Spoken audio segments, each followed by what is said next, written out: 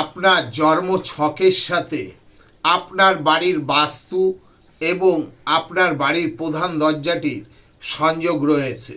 আপনার বাড়ির প্রধান দরজা মানে আপনার জন্মছকে নবম ঘর। নবম ঘরটি হচ্ছে ভাগ্যস্থান। সেই ভাগ্যটি ওই প্রধান দরজা খুলে দেয়। তা প্রধান দরজা যখন খোলে, সেই প্রধান দরজার নেগেটিভ এনার্জি দূর করে ওখানে পজিটিভ এনার্জি আনতে আপনি এই উপায়টি করুন।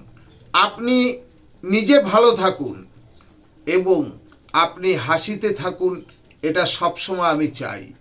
তাই বলবো, আপনি কি করবেন, আপনার প্রধান দরজাটিকে খুব সুন্দরভাবে সাজিয়ে রাখুন।